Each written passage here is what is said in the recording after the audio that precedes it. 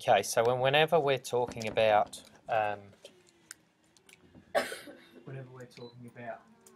compound interest, we're using this formula that I'm about to write up. Okay, and the formula is future value equals present value in brackets 1 plus your interest raised to the power of n. All right, so Reece, you're going to pay attention to, mate? Yep. Yep.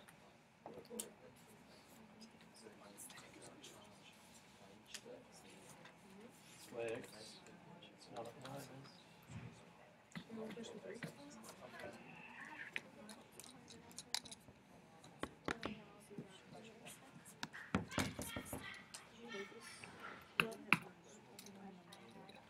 So FV equals PV 1 plus I to the power of n.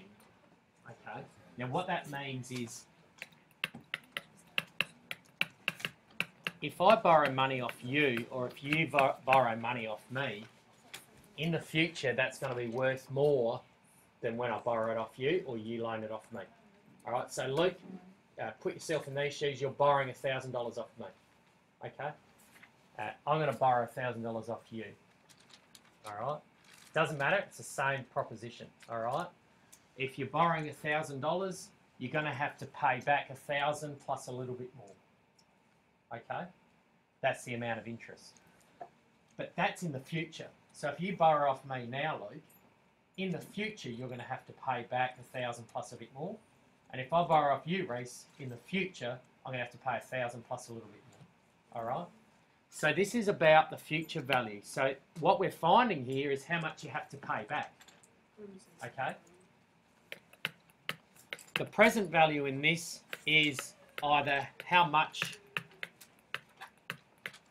you are currently borrowing. Okay, so for Luke, you're borrowing off me. Currently, that's $1,000.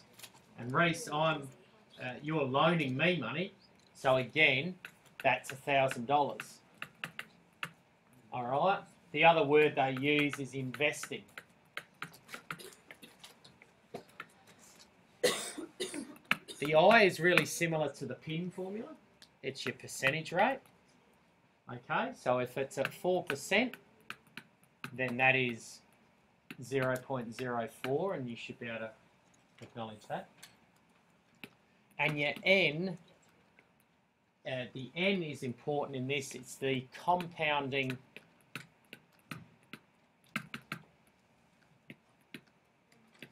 periods. All right, and the compounding periods are this, that if it was for 2 years compounded monthly, then what that is for your number of periods is it's going to be 12 periods times by 2 years, so all up your N is going to be 24, because remember that the principal increases after each period. And on this occasion, you're going to have 24 periods, because at the end of January, it's going to be bigger. At the end of February, it's going to be bigger again, and so it goes. Does that make sense why it's 24? Yeah? All right, so let's just say we're borrowing $1,000 at 4% with 24 compounding periods. Okay? Can you do that quickly on your calculator for me, please?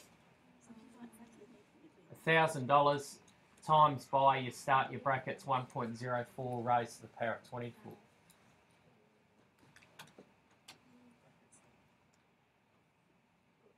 Your raised to the power button is generally this one. Yep.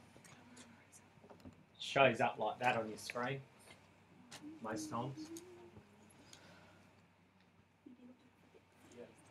What does that come out as? 2,563.3.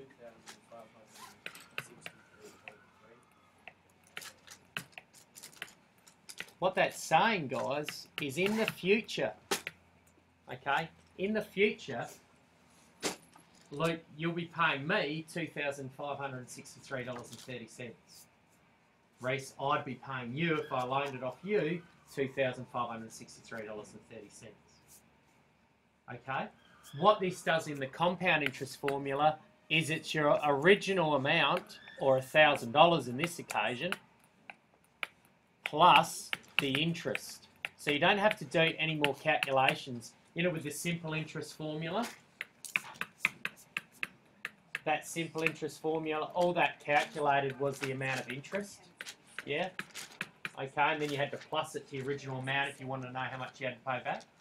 In this one, it calculates that for you. So how much interest did I pay on $1,000? I paid $1,563.30. Okay? Shall I go through an example just to clear that up? Or is that all right for you two? You'll try and go with it? All right, well, you get back to me if you need it. All right? Make sure you do that.